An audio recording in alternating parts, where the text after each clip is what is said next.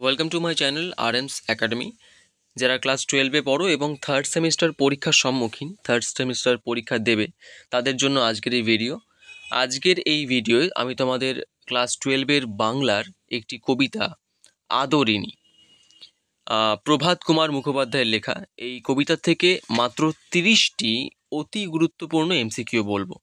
যারা পরীক্ষার জন্য ইম্পর্টেন্ট কোয়েশ্চেন্স এবং সাজেশনের তল্লাশ করছো, তাদের জন্য আজকের এই ভিডিওটি অত্যন্ত গুরুত্বপূর্ণ। আজকের এই ভিডিওয়ে যে 30টি প্রশ্ন তোমাদের আমি বলবো তা তোমাদের পরীক্ষার জন্য মোস্ট ইম্পর্টেন্ট। প্রথমেই বলি, তোমাদের পরীক্ষায় 40 নম্বরের মধ্যে আটটা প্রশ্ন আদরিণী থেকে আসবেই, ঠিক আছে? ফার্স্ট কোয়েশ্চেন হচ্ছে, আদরিণী গল্পটির রচয়িতাকে? প্রভাত কুমার মুখোপাধ্যায়। যে কোনো গল্প বা কবিতার জন্য ফার্স্ট হচ্ছে তোমাদের লেখক বা লেখিকার নাম আগে জানতে হয়। সেকেন্ড হচ্ছে উৎস জানতে হয়। আদরিণী গল্পটি প্রকাশিত হয়েছে সাহিত্য পত্রিকায়। আদরিণী গল্পটি কোন গল্পগ্রন্থের অন্তর্গত? গল্পাঞ্জলি। আদরিণী গল্পটি প্রকাশিত হয়েছিল 1320 বঙ্গাব্দে। জয়রাম মুখোপাধ্যায়ের চক্ষু দুটি হলো বড় বড় ভাষা। জয়রাম মুখোপাধ্যায় পেশায় ছিলেন মোক্তার। আদরিণীকে জয়রাম মোক্তার কার কাছ থেকে কিনে নেন? অ্যান্সার হচ্ছে উমাচরণ লাহিড়ী। আদরিণীর বিদায়ের পর জয়রাম মোক্তার তার জন্য কোন কোন মিষ্টি নিয়ে যাওয়ার কথা বলেছিলেন? অপশন সি, সন্দেশ ও রসগোল্লা। কুঞ্জ বিহারী বাবু পেশায় ছিলেন উকিল। Option B. পীরগঞ্জের বাবুদের বাড়িতে বিয়ে ছিল মেজো বাবুর মেয়ের। Option A. আদরিণী গল্পের কেন্দ্রীয় চরিত্রটি হল জয়রাম মুখোপাধ্যায়। Option D. পীরগঞ্জে মেজবাবুর মেয়ের বিয়ে হয়েছিল সোমবারে। Option D. বিজ্ঞাপনটি মুসাবিদা করিলেন, এই বিজ্ঞাপনের শিরোনামটি কি ছিল? হস্তি ভাড়ার বিজ্ঞাপন। Option B. মেজবাবুর মেয়ের বিয়েতে বাইজি এসেছিল। অপশন সি, বেনারস থেকে, তাই তো? আচ্ছা, কোয়েশ্চেন নাম্বার 15, জানতে পেরেছে।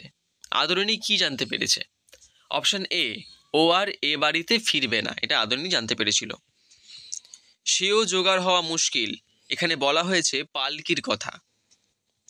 হস্তি ভাড়ার বিজ্ঞাপনের শেষে জয়রাম মুখোপাধ্যায়ের ঠিকানা দেওয়া ছিল চৌধুরীপাড়া। জয়রাম মুখোপাধ্যায় প্রতিদিন সকালে করতেন আহ্নিক। Option A. জয়রাম মুখোপাধ্যায়ের আহ্নিক পুজো শেষ হয়েছিল সকাল 9টায়। নগেন ডাক্তারের সঙ্গে কে পান চিবোতে চিবোতে জয়রাম মুক্তারের কাছে এসেছিল? Option A, Kunj Bihari.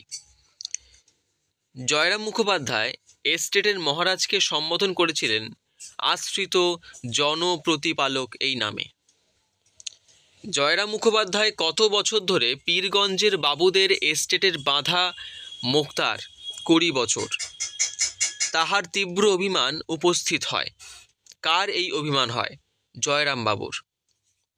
Nagen doctor ও কুঞ্জ বিহারী বাবু কখন জয়রাম মোক্তারের বাড়ি প্রথম এসেছিল?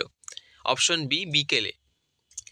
নিমন্ত্রণ রক্ষা করিয়া পীরগঞ্জ হইতে ফিরিবার পরদিন বিকালেই মুখোপাধ্যায় মহাশয় সাক্ষাৎ করিতে গেলেন। অপশন এ, নরেশচন্দ্রের সহিত। কোয়েশ্চেন নাম্বার 26, মশ করিয়া আদরিণী ঘরে ফিরিয়া আসিল। কবে ঘরে ফিরে এলো আদরিণী? অপশন ডি, 1 বৈশাখ। কোয়েশ্চেন নাম্বার 27, সেইখানেই আদরিণীকে পাঠাইবার পরামর্শ হইল। কোথায় পাঠাবার পরামর্শ হলো? অপশন ডি, রসুলগঞ্জের হাটে।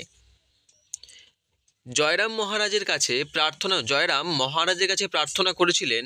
অপশন সি, সুশীল ও সুবোধ একটি হাতি।